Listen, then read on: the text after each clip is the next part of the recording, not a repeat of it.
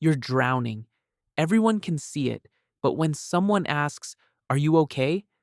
the word fine leaves your mouth before they even finish the sentence. You'd rather fail alone than ask for help. You feel guilty when someone does something for you. You've been told you're so independent or so strong, but inside, you're exhausted. Welcome to the psychology of people who never ask for help. If you're still watching, you already know this is about you. Let me ask you something. When you were a child, what happened when you needed something? Maybe your parents were overwhelmed. Maybe they were absent, physically or emotionally.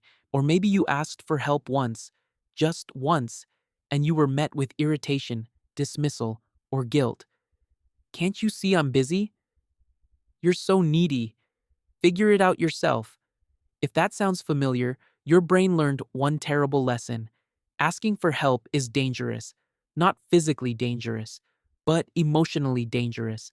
Because asking meant rejection, asking meant disappointment, asking meant being a burden. And for a child, being a burden is terrifying because a child's survival depends on being wanted, being cared for, being held. So you stopped asking, and you got really good at doing everything yourself. You became hyper independent, not because you wanted to, because you had to. Here's what hyper independence actually looks like in real life. You move heavy furniture alone, even when your back hurts. You work through fevers because there's no one to cover for you, or because asking for a sick day feels like admitting failure. You solve everyone else's problems. You're the one people come to when they need help. But when someone turns to you and asks, "How can I help you?" your mind goes completely blank. You literally cannot think of an answer. It's like your brain hits a wall. Being helped feels wrong, uncomfortable, like you're doing something illegal. You might even push people away when they try to get close. Not because you don't want connection, you do, desperately. But depending on someone else feels like setting yourself up for disaster. What if they leave? What if they let you down? What if they use your need against you? It's safer to just handle it yourself, even when it's killing you, especially when it's killing you. Psychologists call this hyper independence, and it's not the same as healthy independence. Healthy independence is a choice. You can rely on yourself, but you also know how to lean on others when you need to. Hyper independence is not a choice, it's a reflex. It's a survival strategy that your nervous system learned so deeply that it became automatic. Like breathing, except breathing keeps you alive, and hyperindependence slowly empties you out. Dr. Gabor Mate, who writes extensively about trauma, says that hyperindependence is often a response to early emotional abandonment, not necessarily physical abandonment, emotional abandonment. When a child's needs for comfort, attention, and help are consistently ignored or dismissed, the child learns that their needs don't matter, that they are alone, and they adapt by becoming self sufficient. But that self sufficiency comes at a cost. The cost is the inability to receive, to rest, to let someone else hold the weight. So, where does this come from? Not from being born strong, from being conditioned. There are three common childhood roots of hyperindependence. The first is the neglectful home. Your parents weren't mean, they just weren't there, working double shifts, dealing with their own depression or addiction, emotionally checked out. You learned early that no one was coming. When you fell and scraped your knee, you cleaned it yourself. When you had a nightmare, you soothed yourself back to sleep. When you were sad, you stopped crying because no one came anyway. You became your own parent. And that little child did an incredible job. But that child is still running the show, and they don't know that things have changed. The second is the unpredictable home. One day, your parent was warm and loving.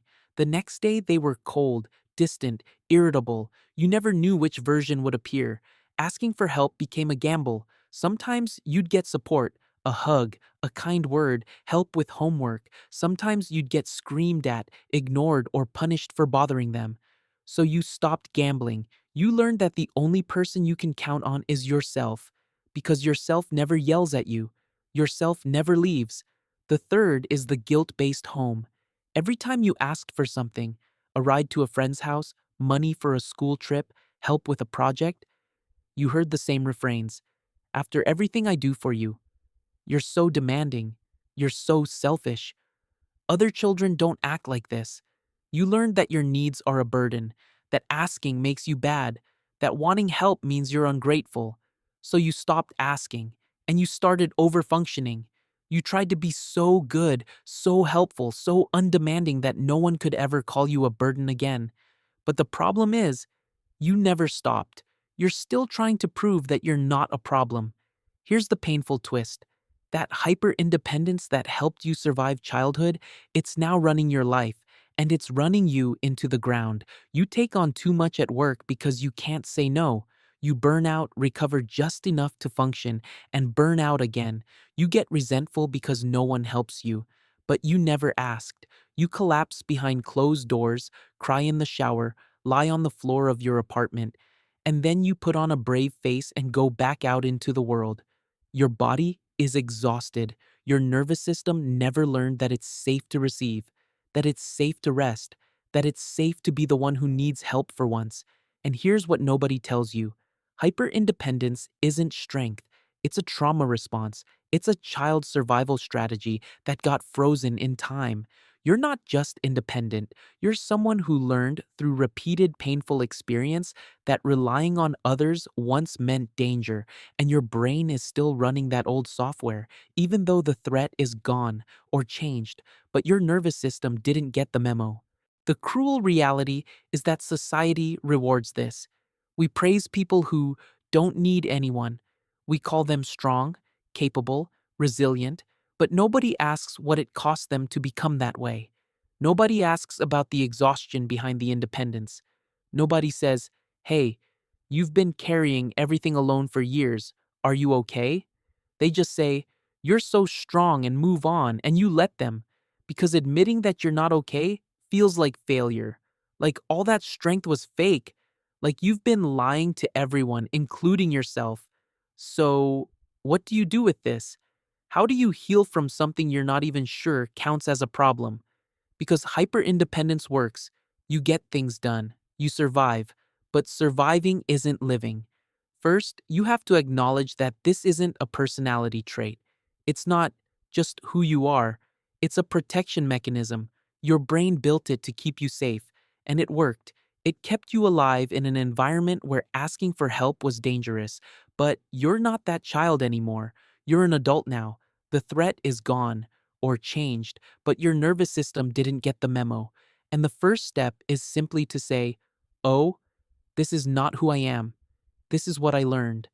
Second, you have to practice asking, not for big things, not for anything that feels overwhelming. Start small. Can you pass me that? Could you hold this for a second? What do you think about this? Could you help me carry this? You'll feel ridiculous. You'll feel weak. Your throat will close up. Your heart will race. That's not a sign that you shouldn't ask. That's your old software crashing. Let it crash. Let it break. Every time you ask and the world doesn't end, you're rewriting the program. Third, you have to let people help you. This is the hardest part. When someone offers, genuinely offers, don't say, I'm fine. Don't say, no, I've got it. Don't deflect. Say, actually, yes, thank you. Say, that would really help. Say, I appreciate that. It will feel wrong. It will feel uncomfortable. You might feel guilty afterward. That discomfort is not a sign that you did something bad. That discomfort is the sound of healing. That's the sound of your nervous system learning something new. If you're still watching, I want you to hear this. Asking for help is not weakness, it's courage. It's saying, I trust you enough to need you.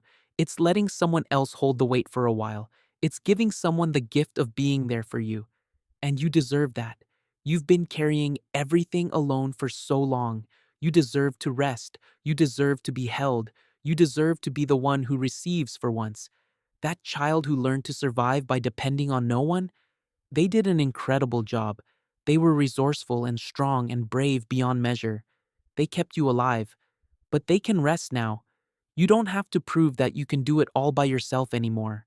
You don't have to earn your right to exist by being useful. You don't have to be the strong one all the time. It's safe to need people. It's safe to ask. It's safe to let someone catch you. It's safe to be the one who falls apart sometimes.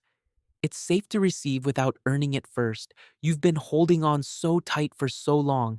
Your hands are tired. Your shoulders are tired. Your heart is tired. What would it feel like to finally let go? What would it feel like to let someone else hold the weight? Just for a moment? What would it feel like to say out loud, I need help, and not have the world end? You don't have to do it all alone anymore. You never did.